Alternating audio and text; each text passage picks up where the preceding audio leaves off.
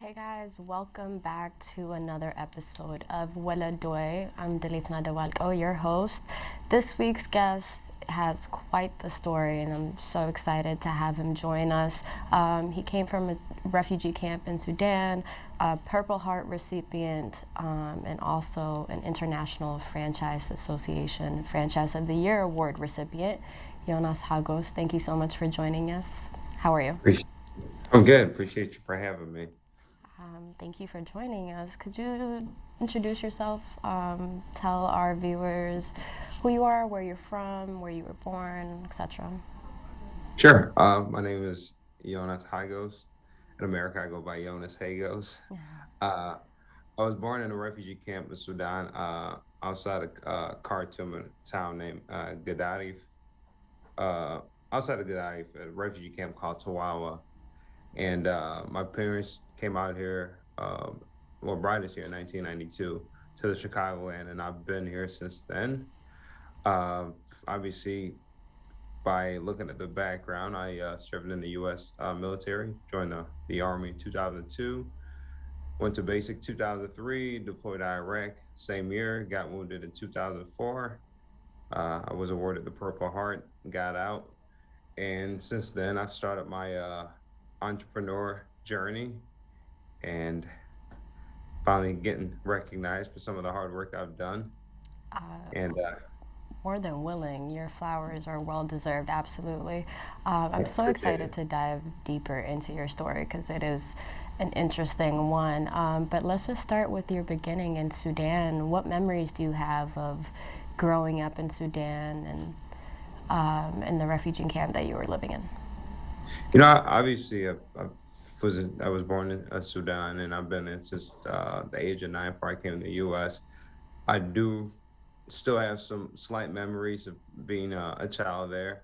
Obviously, being Orthodox was not tolerated in certain areas, but we grew up poor, lived in huts.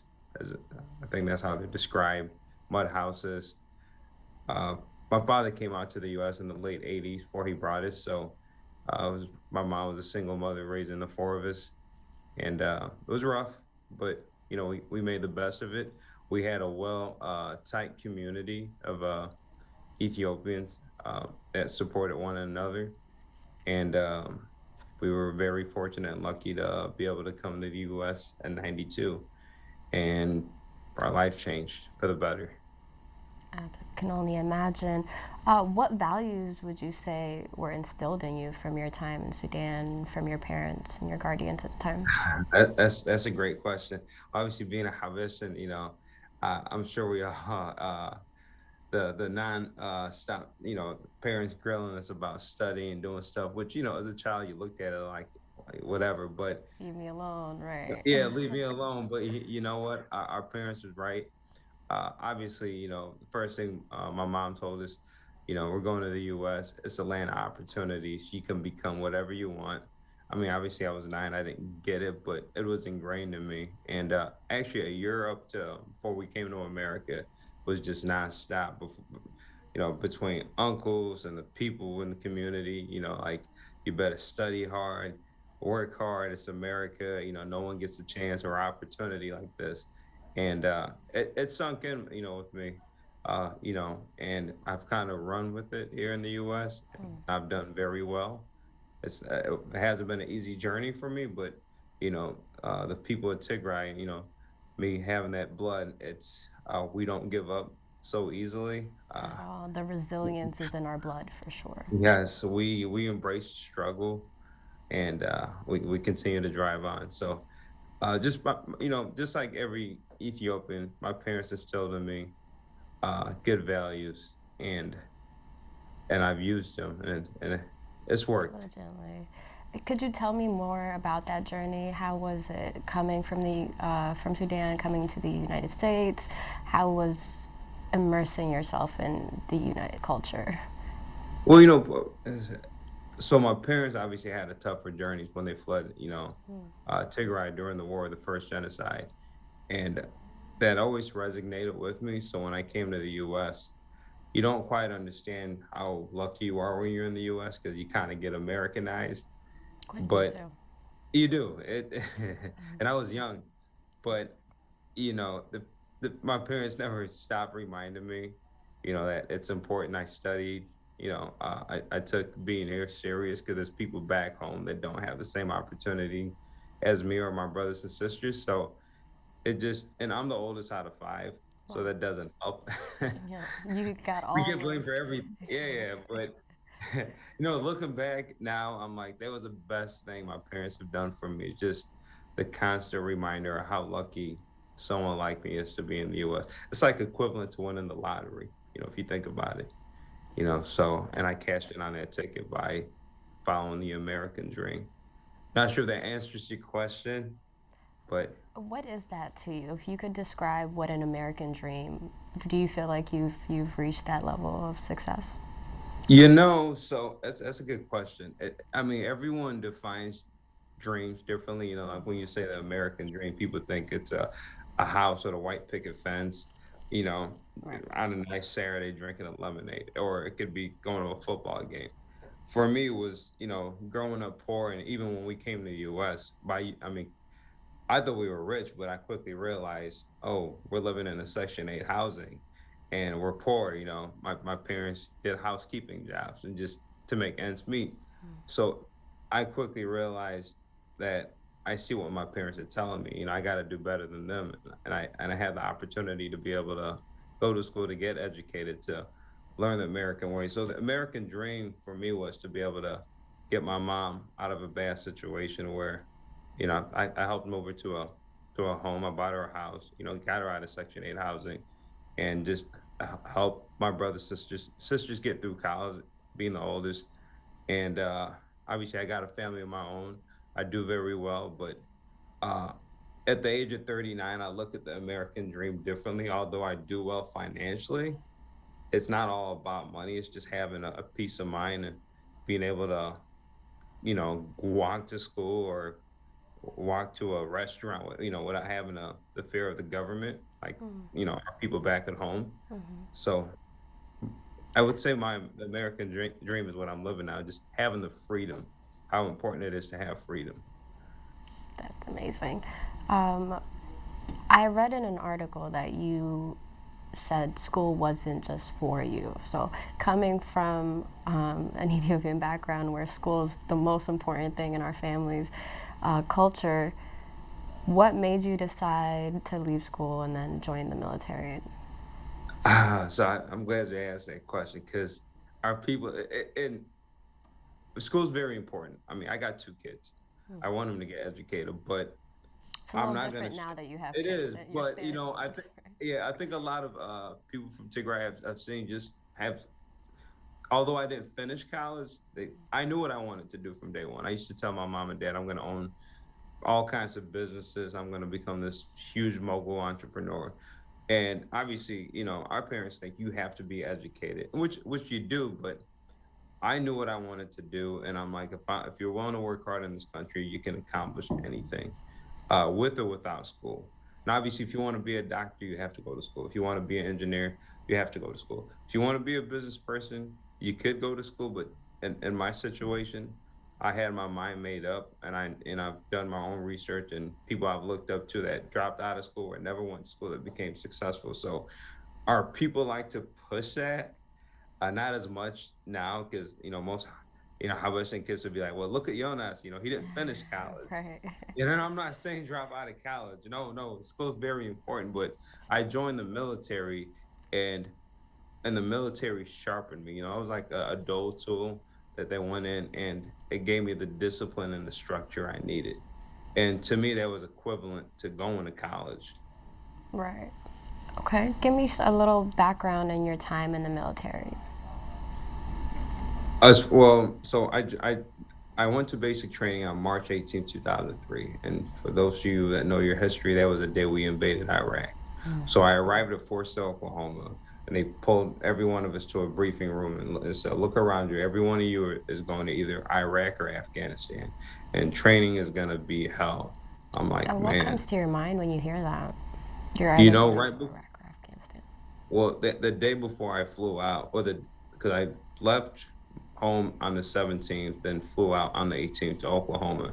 And I remember my mom begging me, pleading with me, it's not too late. You can turn around. She goes, we're gonna go invade Iraq, and you're gonna go to war. And I was like, Mom, I have to do this. So that day, sitting in that briefing room, it's reality sunk in. I'm like, oh man, okay, this is real. And I took my training serious from that on, and that's what kind of helped save my life when I was downrange. But I took every training and every lesson to heart because it was very important, to be able to survive a war. And I was very fortunate and lucky after I was wounded that I didn't perish, and I'm here. Could you tell me your time in Iraq? We always said this when we were in combat. You don't want no shiny medals because the price that comes with it could be your life, a serious, injury. Like I received. I was wounded, and I was in Baghdad, Iraq. This was in 2004 when things kind of went crazy, and we were dealing with a serious insurgency, and I got hit with an RPG, bounced off behind the vehicle, and I got hit with the shrapnel in the left shoulder, and I fell back 10 feet. I was announced dead. By the grace of God, I woke up, lost a lot of blood. I was rushed for a few surgeries. And I remember before they took me to the surgery room, they were able to get me a satellite phone calling my mom. As soon as she picked up, Habeshan woman. She knew. She just started crying, and I said, "Listen, give the phone to my brother." And I had a quick conversation with my brother Amma. I just said, "Listen, I don't know if I'm going to make it or not, but I just want to tell you guys I love you. Something happens to me, this is how you can get the life insurance." And I got off the phone, and obviously it wasn't my time. After several surgeries, I was able to recover, and the journey of healing started after that. And tell me that journey, because in the article that I read, you also said they told you would probably at most have like 50% mobility in your arms once the surgery was finished, and you're like, now I'm completely back to 100%. So what is that mental challenge to get back to 100% feel like? How much manifestation took power for that? Well, obviously, I have the will to live, and now I'm seeing and understanding and just seeing what's happening back at home with Tigray and just the willingness we have to live and survive. And I've had someone tell me, he goes, "I thought you were gonna die. You have this thing of just wanting to survive. It must be in your blood." And obviously, he went and did his homework and found out, the region I come from, our people are just strong. We're built a certain way. Um, but I remember the surgeon coming in because once they stabilized me, they moved me to Germany Right. to Landstuhl. It's a huge military hospital out there, and they were going to bring me to Walter Reed, but they thought it'd be better for me to stay there. And they had my mom and dad on standby with their passports because they didn't know if I was going to make it. And I remember the surgeon walking and he goes, I got good news and bad news. He goes, which one do you want first? I'm like, okay, well, I'll take the bad news. He goes, well, the bad news is you're probably going to have 50% mobility. I'm like, well, what's the good news? He goes, you're going to live. I'm like, well, that's a good thing. But he Yes. goes, and he goes, where do you reside? I said, the Chicago. And he goes, I would highly advise you move somewhere warmer. I said, why? He goes, well, you're going to have horrible arthritis in your shoulder. And he goes, we can remove most of the shrapnel. I still got a shrapnel about this big in my left shoulder they couldn't touch because it's around It's like some an vital artery, nerves. right? Yeah, arteries, nerves, all kinds of stuff. But he says, if you follow physical therapy, you may be able to gain some of it back. But he wasn't hopeful. And obviously that was a blow for me. And I was kind of depressed and bummed out. Outside of the physical aspect of fighting a war and dealing with my injuries and healing, there's the mental. And that was the first wave of soldiers that came back to the state side where the VA was ill trained to deal with people like us. And obviously they're much better now, but they were not ready for people like me to come with, PTSD, all kinds of mental issues. But, Right. I had a good mom that told me, stop feeling sorry for yourself and figure it out. And that's exactly what you did. Has being a soldier influenced your career path and your entrepreneurial path in any way? Oh, yeah, major. As joining the military, and people tell me, knowing what you know now, would you still go and do it? Even though you went through hell by being seriously hurt. I said I'd do it in a heartbeat because this You do country it has done a again. lot. Oh, I do it in a heartbeat. This country has been good for me, for my family. They took us on, but more importantly, it obviously shaped my career. It gave me the discipline and the structure I needed. I'm not saying every person that comes from the service does well, but they kind of break you down and rebuild you, like a robot. And then just having that Tigray blood is just for black and white, and it definitely helped in my career, and it continues to help. And I continue to set high goals for myself, and I continue to accomplish them. Right, as we said, it's back to that mental strength, right? It's all up to you when Yes. you come back to how you land on your feet. And you have been talking about your Tigrayan blood and how it's gotten you to where you are and the strength and the mental strength that you've acquired through the process. This genocide that's been going on for over a year now, how has that affected you mentally? It kind of brought me back to my roots. I mean, like my obviously we got family, my mom's sisters, and this families that live back home. And my mom's my world. And just when it started, I didn't think it was really happening. I didn't really stay into like kept up with that, but all of a sudden I saw social media, then people reached out to me, and I've done a lot of things quietly to try to help, but just seeing my mom being heartbroken, and I'm like, man, history's repeating itself. I'm like, this is the reason I'm here. And I remember telling my wife that. I'm like, and my wife, obviously she started educating herself.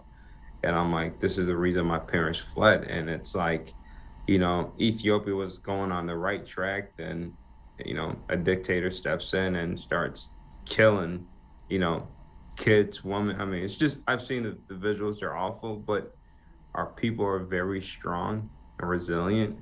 And I truly believe we're going to overcome. And but it's sad just seeing that, just seeing people displaced, you know, whether some of them have fled to Sudan and different parts of Africa, and it's horrible, it's sad, and it shouldn't be happening. I'm hopeful that the world will continue to step up and do something about it. And at the end of the day, I think the people of Tigray, they know that. I don't think there's going to be a savior that's going to come and help us. We can only help ourselves.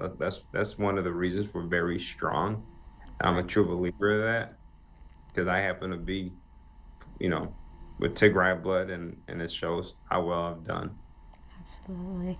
Are there any specific coping mechanisms that you've used to help you get through, or did you have conversations with your mom to get an idea or a perspective of how the repetition is similar?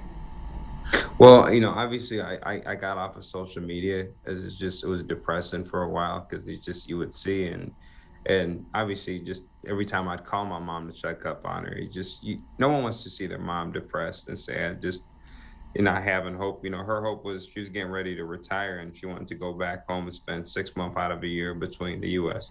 And her whole plan, it got pretty much ruined. And she's from Tembian, and my grandmother left us a property that we were gonna take remodel the house, and I wanted to go back to Ethiopia. I've never been there, believe it or not, and I was just waiting for my daughter to get to a certain age to make the journey. And even for me, it was like, wow, I was very hopeful to go back to visit the country in Tigray and see, my where my parents came from, my roots. And it's just I prayed a lot.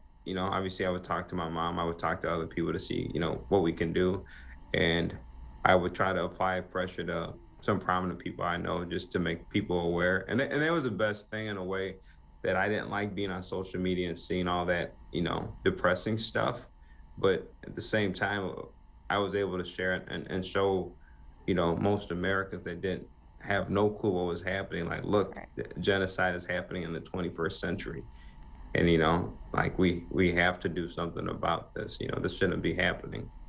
Exactly, and I think that's like the complexity of social media in general. It's like you want to be on it, you want to share all the atrocities and use your voice to the best of your abilities, but it's also a lot on our mental to see those graphic images and videos that are constantly coming out from that region is honestly just, it could be too much. So the break is It is. It's a necessary. double-edged sword. It can be used for good and for evil, and it's just Exactly. finding that balance. Absolutely, absolutely. So, as a decorated war officer, I'm sure this war has some interest to you. Do you have any ideas or maybe comments in regards to the conflict and specifically the armies that are involved? Well, obviously peace is, the way to go, but when you're fighting a force that doesn't want peace and wants to like annihilate your existence, pretty much wipe you out from the face of the earth. Although I'm a U.S. citizen, I have the Tigray blood and I care truly. And if I could, I'd go down there and fight myself. Ever And, had and that come across your you know, mind? I obviously have thought about it, but my wife and my mom would not approve of that. But I remember when I got angry one day, I was like talking to a buddy. I said, you know what, man, we should round up a few veterans and go out there and you know show these evil people killing innocent people some a thing or two. But Right. obviously, I'm one person. I can't do much, but I am vocal. I do try to talk to people quietly. I'm not one of those people that goes on social media and, you know, uh, I have a saying, talk softly and carry a big stick. Hmm. And, but I am hopeful. I do believe at some point we are going to gain our independence, as much as I don't want to see Tigray separate from Ethiopia. And if you've noticed, I still have the hope for the country Ethiopia, but we're at crossroads. And all I can tell the people, if I can reach one or two people out there, don't give up. Like, just don't give up. You know, Right. you gotta keep. We're fighting for our survival. For sure. Persistence will always get Peace you to resistance. Yeah. exactly to the end result that you want. Um, Going back to your career, though, I know you received the Franchisee Association Award last year for the Franchisee of the Year award. Tell me what that was about, where it came from, and how you received the award. So obviously, I'm a multi-unit franchisee. I own brand Dunkin' Donuts, Baskin Robbins, Arby's, Smoothie Kings. I used to have a couple other franchisees, and I also got a couple of concepts I own that I've started myself. Uh, I got an email about 2 months ago, and this is a very prestigious award, just to let you know. It's out of thousands of franchises for McDonald's, Burger King, and hundreds of thousands of franchisees across the world. So Right. I got an email, and So it's I global. It's did. not just the states. It's global, yeah. It's just Wow. not the United States. Okay. It's That's pertains. incredible. So, and the people that win it, it's out of hundreds of thousands, and I think they this year they awarded 59. And I got the email, my phone's buzzing. All of a sudden, I'm looking at my email thread. Congratulations, congratulations! I'm like, did I win the lottery? I'm like, what's going on? So I pulled over and I start reading. I'm like, congrats on the IFA. You were nominated. I didn't know I was nominated. Smoothie King nominated me, Wow. and for them, this is their first time actually nominating someone, and someone from their brand happened to Winning. win. It's a big deal. It is a very good honor. I was still in disbelief till I went to San Diego about a little over a week ago, and it hit me. I was like, man, I don't expect to get shiny medals, awards. I always say, as long as my family's able to eat and they got a roof over their head, I'm happy. But it is a great honor for me to say it. I'm happy to have won this award because it's a big deal. They're finally giving me my flowers, and what a Exactly. good way to say, hey, someone from Tigray won it. It's a big deal. And I'm sure that 8-year-old boy that was sitting with your father at that Dunkin' Donuts when you said, I will own one of these, will be very happy to know if you went back in time and told him, yeah, I got one of these awards. How many franchises do you own exactly? I think I'm close to 40 plus. That's incredible. when we talk about yourself as a child and saying you already knew what you wanted to do and become an entrepreneur, I know a lot of kids right now, especially in Tigray, but even globally due to the pandemic as well. But this war on our children, I think, will affect them, especially for their future hope of what they want to become and who they want to become. So if you had a message to the kids of Tigray, how would you say to keep their hope alive, to keep their light at the end of the tunnel lit? What advice would you have for them? Well, that's where I can articulate this would be I used to be that kid, in a refugee camp with no hope. I had two great parents that knew there was more to life and than just living in a refugee camp. And I was fortunate enough to come to America. I would say um, I'm someone just like you, and look at me now. Do not give up. Don't take no for an answer. You've heard me say it earlier when you mentioned the word persistent. That's one of my slogans: persistence beats resistance. Like, you I love know, that. the key to my success is not obviously a little luck and destiny or fate, but I didn't take no for an answer. People say you make it look easy. I'm like, but even at where I'm at my level, I still have resistance, but I'm very determined and I don't take no for an answer. Be hopeful, dream, because dreams can become reality. My wife always says, what you put to the universe is what comes back to you. And obviously in hard work.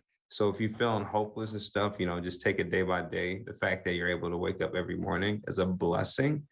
And sometimes you got to count the smallest blessings, but do not take no for an answer. Stay persistent and do not lose hope. Because once you lose hope is when you might as well call it quits. Agreed. I think the loss of hope means the loss of your dreams at the end of the day. That was amazing. And finally, I want to see, do you speak Tigrinya? How's your Tigrinya? Exatamente. Exactly. Yeah, that's the one thing my parents, yeah, people get shocked. Exatamente. Okay, well, I could hear it. You got the accent down too. So, Yeah. thing. Finally, though, do you have a message to the viewers in Tigray, as well as the international community and their stance in this genocide taking place in the 21st century? Yeah, I want to say I love everyone, each and every Tigrayan that's out there. Do not lose hope. Uh, keep up the good fight.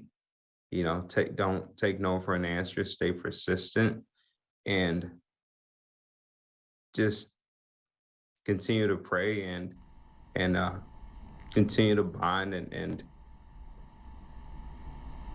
just don't take no for an answer. And I'm not saying go start up the war and march to Addis Ababa. I wish we did that, but do not take no for an answer. Knock every wall that's in front of you. Fight. That's what we've been fighting since our existence. And I finally accepted that. I'm like, I did not become successful by accident. It's because I came to a foreign country, learned the language, mastered it. And although the situation may seem hopeless for you guys out there, it's not. I'm on the outside looking in. Fight, fight to the end. Do not give up and do not lose hope. Love that. And for the international community that has just stood by and watched this happen, if you had a message for them? I'm not gonna get into politics, but it's sad what's happening in Europe. I mean, everyone is is is is watching what's happening to Ukraine, but it got me pissed off because when people from Tigray were being slaughtered, no one from the international community obviously rose to the occasion. And I have a few friends that are like, you see what's happening in Ukraine? I said, it's very unfortunate. And I'm keeping those people in my prayers. But how about the people of Tigray? How come we're not getting the media like they're getting it? When a foreign country, the Eritrean government and the Ethiopian government and uh, were massacring people, killing women and children, with no mercy. They were shelling, communities and homes. No one said anything. And I'm not taking away and what's happening in Ukraine by any means. I mean, I'm not in support of what's happening, but it's kind of sad that we got left in the dark, and it's unfortunate. And I will say this to the people watching this, you need to stand up. There should be no form of genocide, where you're taking over a sovereign state for having an election. That's sad, and shame on the people that stayed quiet. And there's a lot of politicians in the U.S. that stayed quiet, and now they're all sitting here, making a big stink about it, and it sucks. But our people are strong. We're going to endure this and come out ahead. I'm very hopeful of that. Thank you so much for joining me today, Jonas. It's been a pleasure. You have a hell of a story to tell, and I hope you continue shining your light and giving advice to all of the young Tagaros that can look up to your success and want to be at the level of success that you're at. So thank you again for joining us. If you have anything you want to leave off in Tigrinya, I'll give you the platform. But that's You catch me off guard. I got a little bit.